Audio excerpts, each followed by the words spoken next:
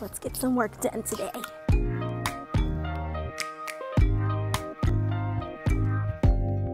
Open up, you OPN, bitch, you won't BBM. We should be closer than friends.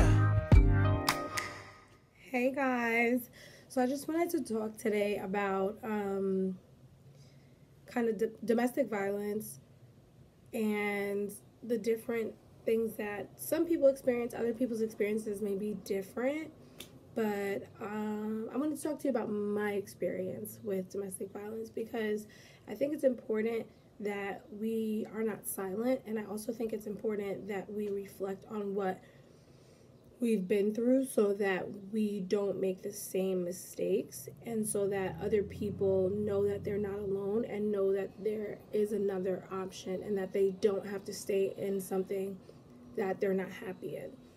So the first time that I was in a relationship that turned violent was when I was a kid. He was like maybe my second boyfriend. So what happened was I was 13. We were both 13. I was dating this boy, and I really liked him. My parents liked him. But again, I was 13, and he was like 16. He got left back once because he was from another country, and then he got left back again when he moved to New Jersey from New York. And so we ended up in the same grade, even though there was like a 3-year age difference. He was a good boyfriend. He like bought me gifts. He came over my house every day to like just hang out and talk to me. I think I even skipped school with him once, and I think that was like maybe the first time that I ever skipped school, and the other time I got in so much trouble because I got caught. The problem with skipping school was not that I skipped school, it was that I didn't tell my mother I wasn't going to school. If I would have told her, she'd have been all right with it, according to what she told me when she had me hemmed up. Anywho, different story for a different day. So I was with him, and he was friends with my neighbor. My neighbor, his parents were friends with my mother, and so they hung out, and we would go to each other's houses all the time, and cookouts and stuff like that, whatever. And so one day, he decided to take it upon himself. We were all hanging out at my house, and then my mom came home earlier than we expected. And so everyone's running towards the back door. So my house had a front porch, a back porch, a backyard, and the fence. If you hop the fence, it went into the playground at the preschool kindergarten building that was behind my house. And so everyone hopped the fence except for my neighbor. And he was like, listen to me right now. And this is how the whole thing started. He said, listen to me right now. If you do not break up with your boyfriend and date me, I'm going to tell him that you cheated on him with me. And that petrified me because that would have made it seem as though I like slept with him, and I was still a virgin. So I didn't want it to come off that way because he was such a good boyfriend, and he was so good to me, and he was just a good person, and I didn't want him to think that I did something so horrible. I'm 13, so I went along with it. I broke up with him, I started dating the other guy, and the whole relationship was terrible, and I was too afraid to leave. He kept threatening me, like, he would threaten me, like, I'm going to tell your mom this, I'm going to tell your mom that, I'm going to tell your sisters that you're a dirty, dusty hoe, and da-da-da-da. And he was, like, clearly a psychopath. Sidebar, maybe not a sidebar, but some background story. When all this first happened, I was talking to my best friend, and she told me that she had dealt with him, and that in dealing with him, he had been physical towards her, and she fought back, and she was able to leave that relationship. And then she told me that she spoke to someone else that was our age about being in a relationship with him, and they had the same problem. Like, he couldn't keep his hands off of people. He didn't know how to stop himself from getting angry to the point of violence. And I think the part that blew my mind was that at 13, I saw that there was a pattern, but I knew that I was in the worst spot. Like, I was caught up. And so, um, I would go to his house after school and we would talk and hang out, and then everything would be fine. But then he would try to like kiss me or like touch me, and I'd be like, nah, like chill, like don't do that. And he did not like hearing no.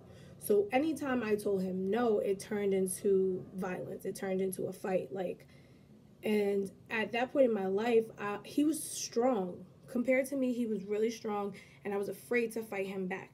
So he would, do something that hurt.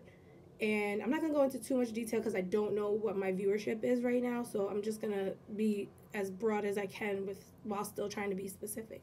So he's just very like rough, and rough until you do what I want you to do. And so he knew I was a virgin. He knew I didn't want to have sex. And so he would do his best to make me do everything besides sex without, or sexual activity, like, trying not to go into too much detail. Mostly like kissing and touching.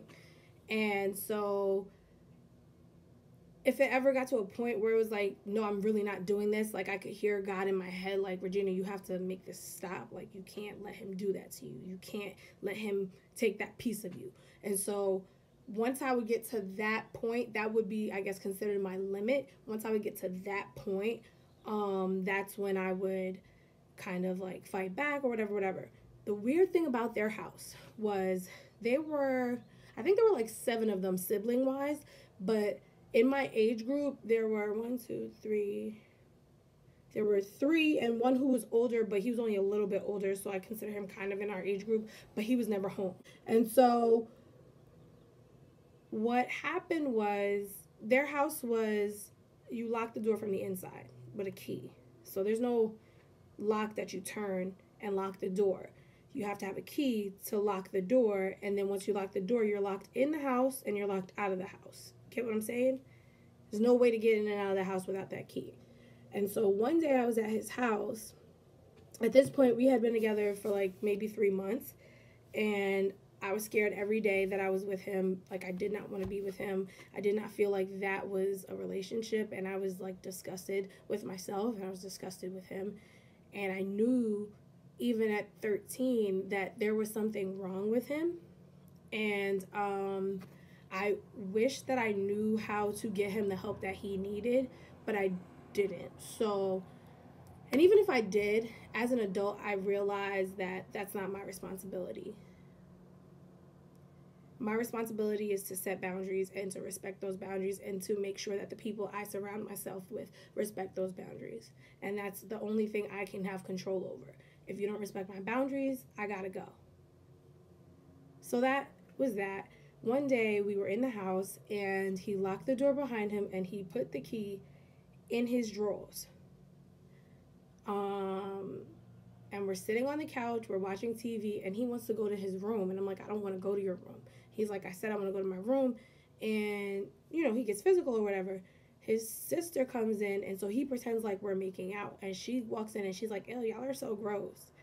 And I'm just like looking at her. You ever see like a movie where the person is like trying to make eye contact with somebody, trying to get them to see what they feel or what they see without having to say the words? That was literally that moment. Like, I was looking at her like, please recognize and realize that there's something wrong here. And she just didn't. And so I went upstairs because I didn't want to hurt anymore. I didn't want to feel any more pain.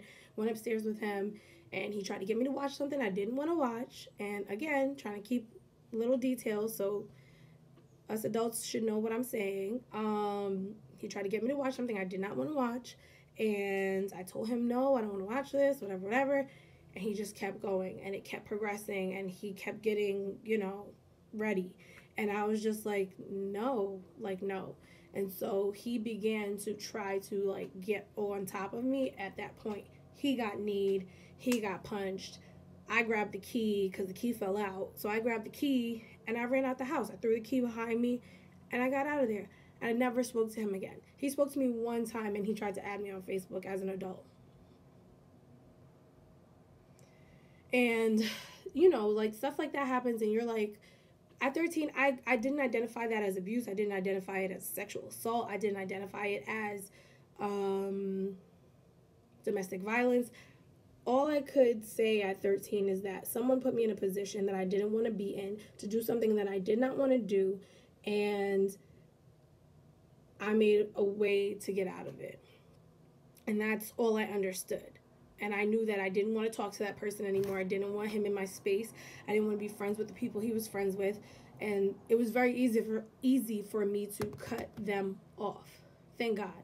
Because it was just like, I don't really have anything in common with y'all anyway. I only talk to you because he lives next door to me, and we all hang out and we play and we go to the park together and ride scooters and stuff like that. And so once that was done, that was done. And that was it. And I didn't have to deal with a situation like that for a very long time. However, it affected me as a kid because I told one person, I'm not going to say who it was, but I told one person and she did not believe me.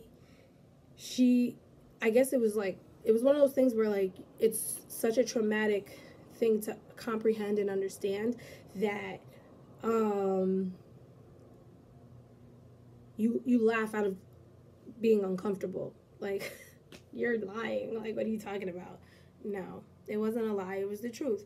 And so, because she didn't believe me, I didn't feel like my mom would believe me, like my dad would believe me. And the other thing with my dad was like, if I tell my dad, he's going to go crazy, and I don't need my father in prison. So I think part of it was I didn't think he was going to believe me. And the other part was, if he does believe me, what's going to happen? And so for that time, I was just like, I'm not going to say nothing to nobody. I told my best friend. She was like, girl, I tried to tell you. And I was like, yeah, you did. And the outcome of that was that I lost my other best friend. She decided after we broke up that she wanted to date him. And when I told her what happened to me and what happened to my other friend and what happened to the girl that we all knew from school, like, he has a pattern, be careful, like, stay away from him, he's crazy. She was not having it. And I promise you, to this day, we would probably still be friends if she just would have believed me, because I see her on social media and we talk, but we don't talk. Like, we're not friends. You know what I mean? Like, we interact, but we don't talk. There it is. And so, that's what came out of that. When I was 16, I wrote a poem that described in great detail what happened to me. And I shared it with that same person. And again, she did not believe me. And it was okay. It was okay. It was what it was. Like, I can't do anything about that, right? Like, you're either going to hear what I'm saying and you're going to accept it, or you're going to hear what I'm saying and you're going to be like, yo, stop. It's deaded. Like, don't even talk about it no more. And so that kind of like died down. Like, of course, it always stayed in my mind. It affected me because after we broke up, I didn't have a boyfriend again until college. Like, I didn't, in high school, I was so busy in high school. I liked guys, but I didn't have time to date guys. Like, we're going out, we're all going out together. Like, prom, I had a crush for prom, and I actually, this is embarrassing. I went with my crush to prom, but at prom, when he showed me who he really was, I was so disgusted with him that I was just like, why did I ever go to prom with him? Like, he just, I don't know, I feel like he went just to expand his social circle. So like, he knew a couple people from the town that I was from, but he was also a DJ and he did like other stuff like socially or whatever. And so this just helped him to be more popping or whatever. Like, it was a waste of time. I'm glad that it happened because it made me realize that I didn't really like him. I liked the idea of him. I liked that he was a funny guy. He made me laugh. Honestly, back then, if you could make me laugh and when you smiled, you were cute, I liked you. That's just, that was my adolescence. If you could make me laugh and you were cute when you smiled, you have a nice smile and you can make me laugh, those are two things that remind me of my father.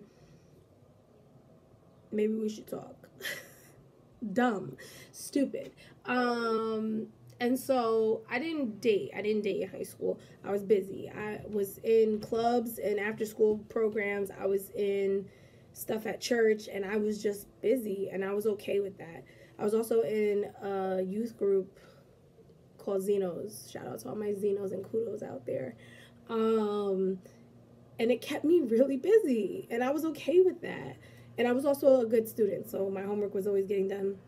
I wasn't gonna not do homework to go out on a date. I'm good.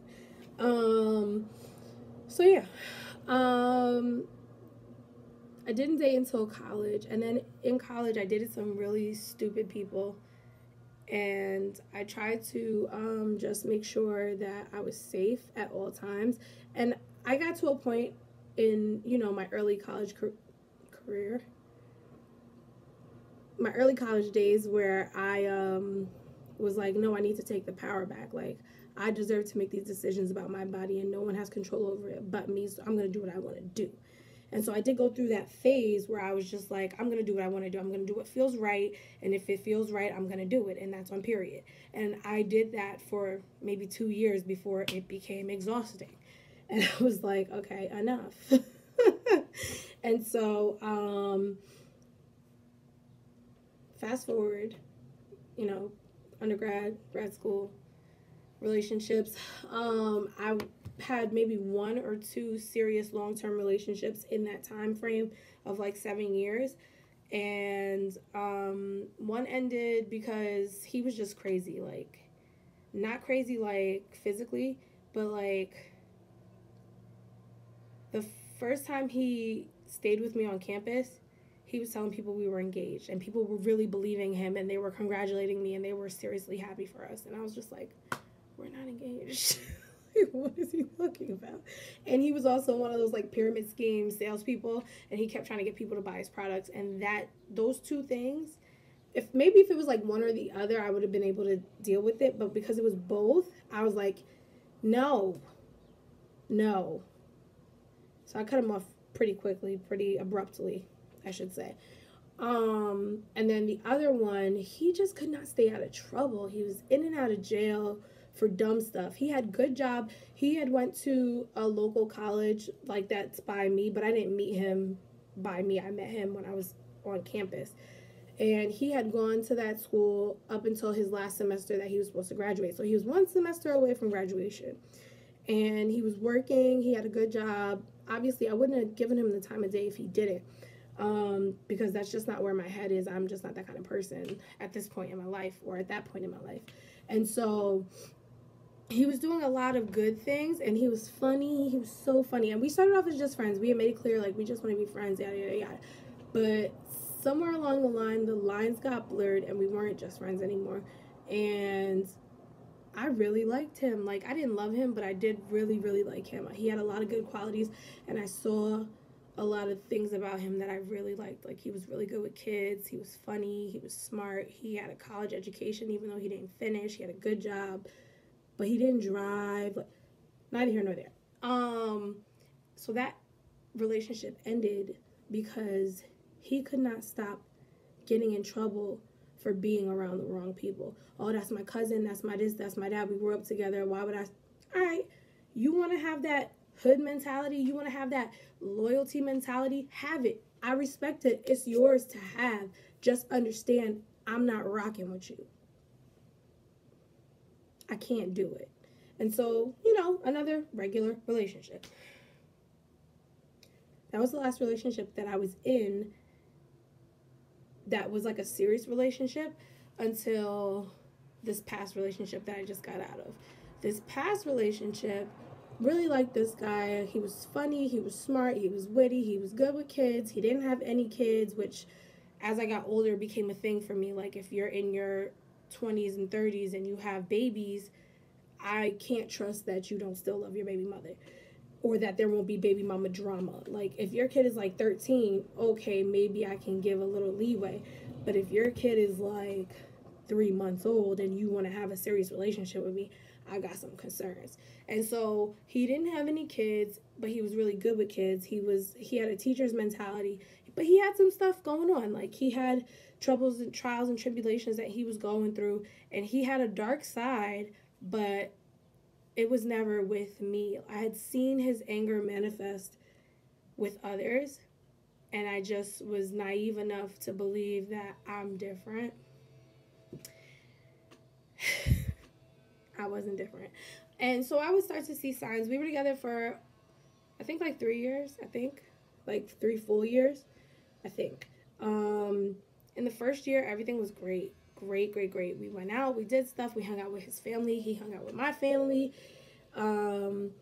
We really enjoyed each other's company and we enjoyed getting to know each other in that first year. We were friends for like a good 4 years, like associates. I don't want to say friends. We weren't really friends.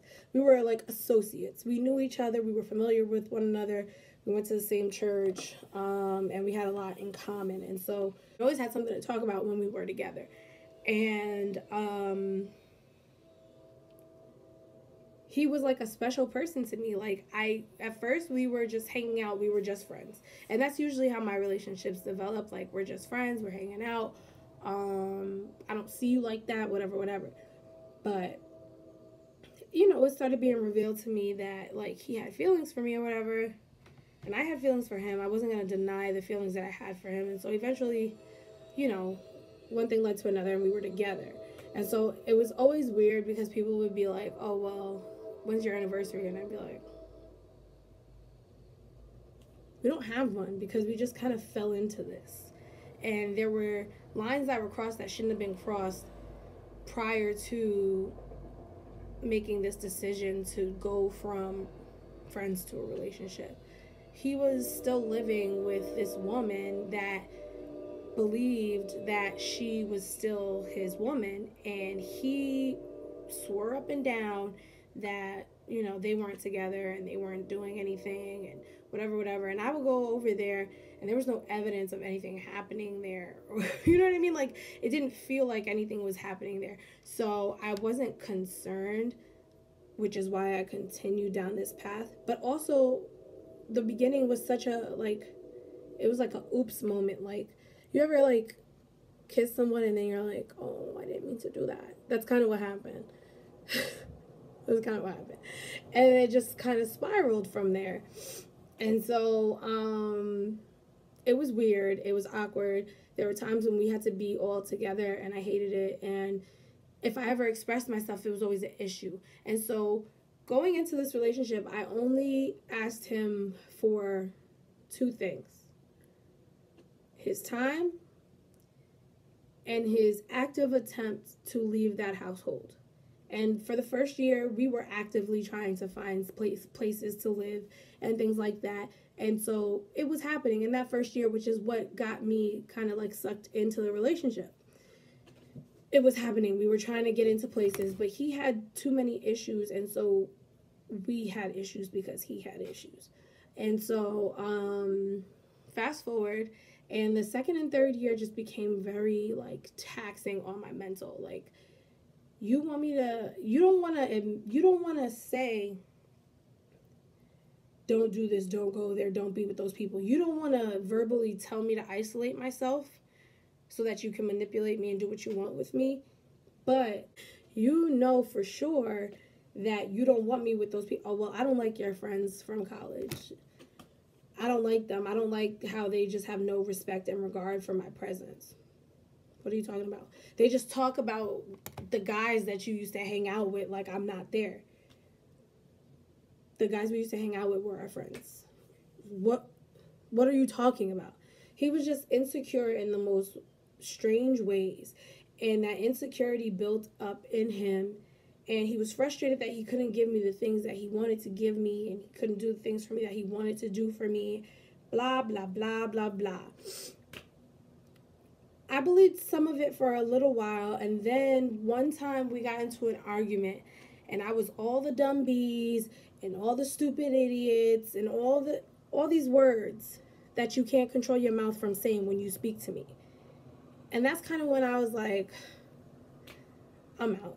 So mentally, I checked out of our relationship in year 2. I did. And that's on me. Like, I mentally checked out. And typically in the past, if I mentally check out, I'm going to physically check out. And you're no longer going to see me. I'm going to block you. Boom, done. With this relationship, we go to the same church. We have the same friends. I'm very close to his mother. We had so many ties that it was hard for me to just say, all right, it's done. So course, as time went on, things escalated. He's frustrated. I'm frustrated. We're not talking about what we're actually frustrated about. We're talking about all the little things that kind of just add fuel to the fire and never getting to the actual point. I suggest therapy. He says yes. Then we never actually do it. He says he wants to go to anger management. He never actually goes. Life is hitting him hard. Like, on his side, like, beyond me, beyond what I can control, beyond what I'm doing in our relationship, life is hitting him hard. Every bad thing that could happen to him is happening to him. Every worst nightmare he could have is happening to him. And he does not know how to juggle it all. I have lived that life my whole life. If you know anything about me, you know that I have been through crazy stuff at so many points in my life that I'm able to juggle it. Like, you're still going to see me laugh. You're still going to see me smile. You're still going to hear me sing. You're still going to see me out and about, because I've learned how to juggle the good and the bad.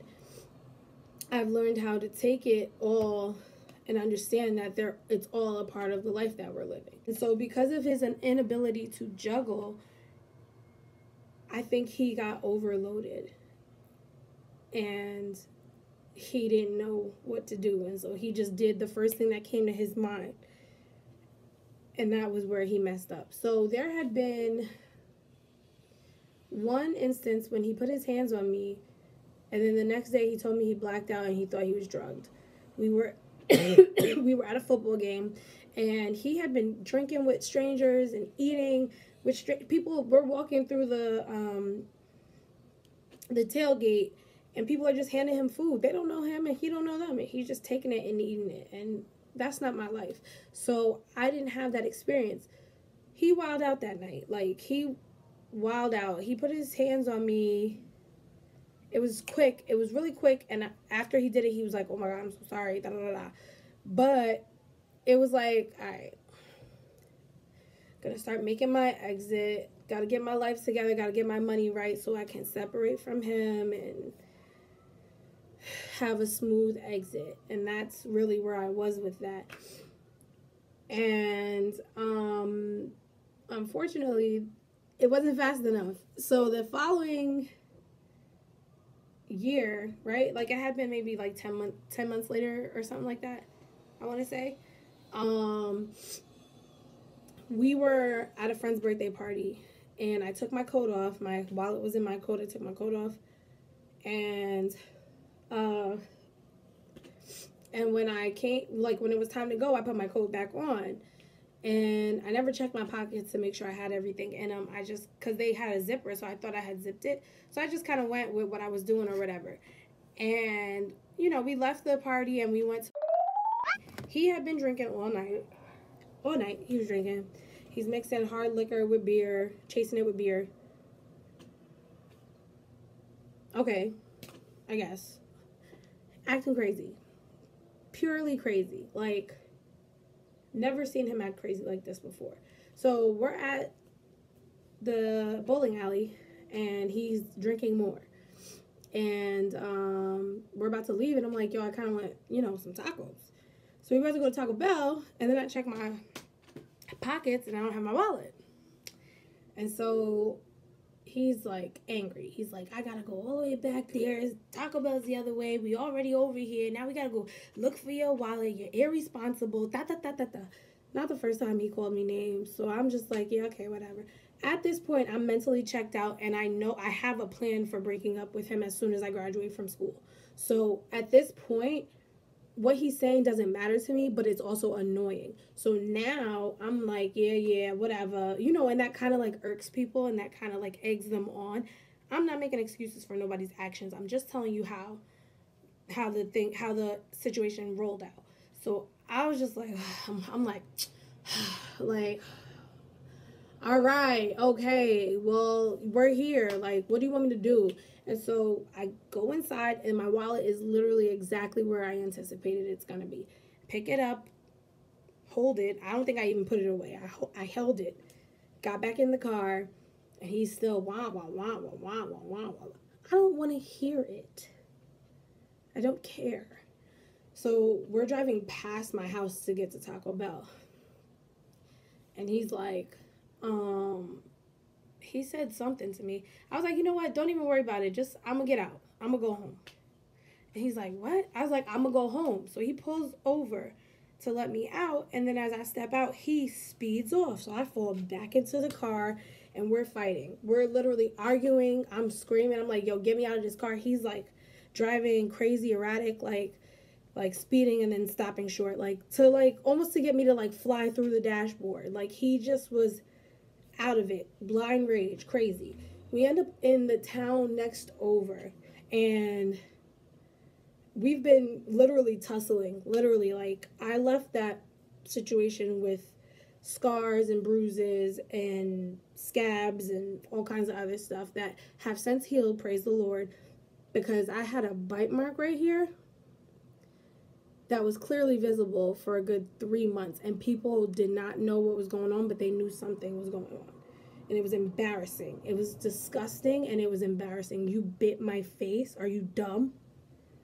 So that whole situation, because I had already mourned our relationship and I was no longer invested in what we were doing, it was crazy because all I had for him was anger. I was pissed. And I was only pissed for as long as I can be mad for, which is like maybe 2 days. After that, I was just like, good riddance.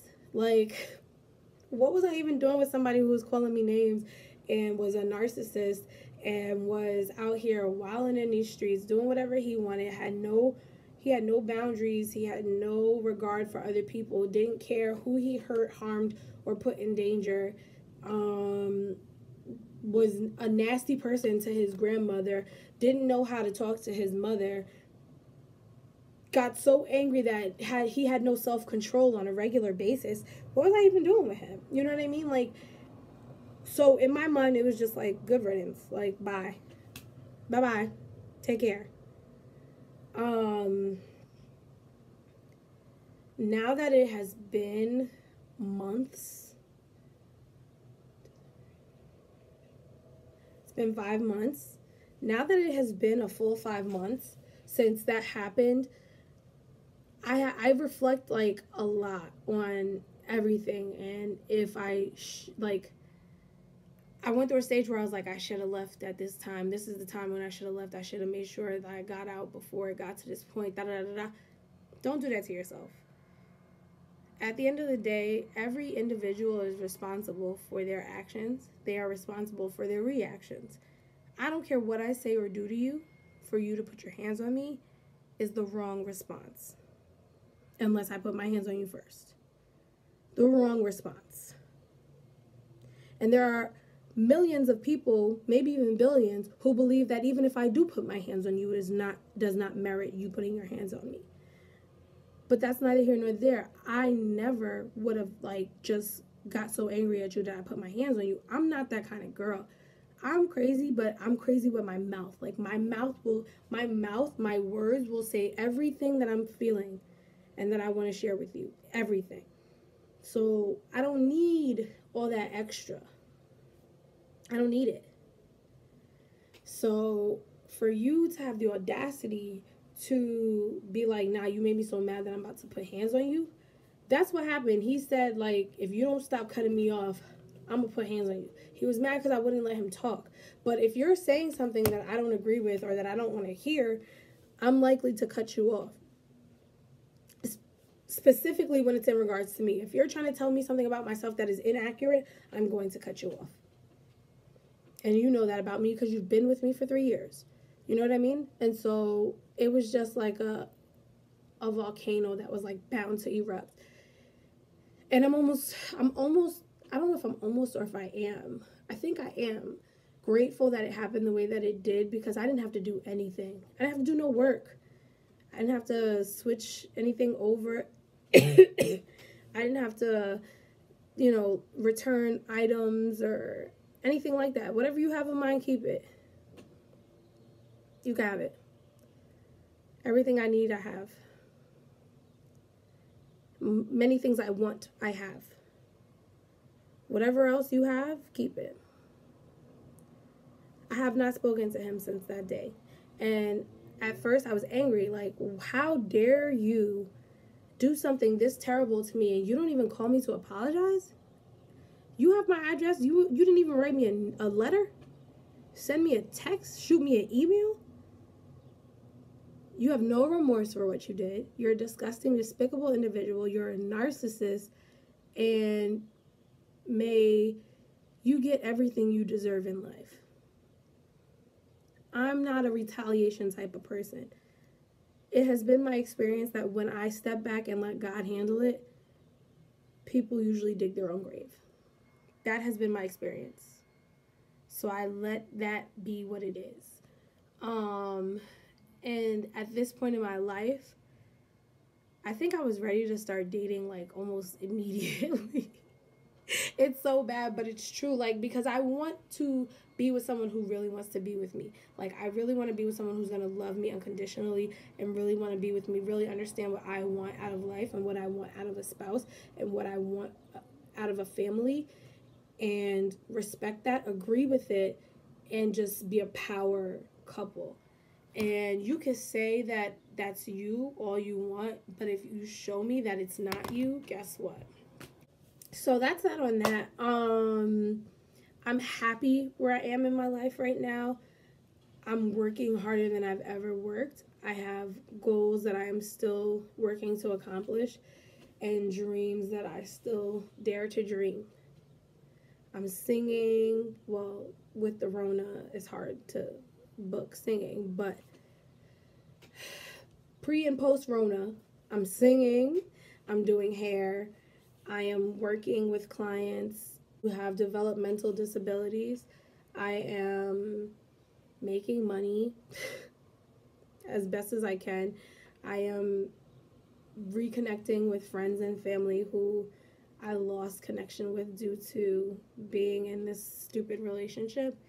And I'm grateful for what I learned while I was in it. I think I could have learned it an easier way, but I know that I'm stubborn. And God told me a long time ago to leave, and I didn't, because I thought maybe, just maybe, what I thought was God wasn't God, but it was definitely God. Okay? And so, yeah, I'm good. Like, I don't know what he's doing. I don't really care. I don't care. Hope that you get everything you deserve. And to everybody who can relate in one way or another to this video, who has had similar experiences to this experience, I hope and I pray that you learn from what you go through. And I also hope and pray that you are not in that situation anymore, and that if you are, that you are inspired to get out before it gets bad, before it gets to its worst, before you get to the point where you're like, I think I need to go to the hospital, or I think I need to go to the police, or I need a restraining order. Before you even get to that point, you are more than enough, and it is important that you value yourself enough to understand that you don't have to be in any situation that you don't want to be in. Leave. And that's that on that. Please don't forget to like, comment, and subscribe. I love you guys. I thank you. I appreciate you for listening to my story. And until next time, bye.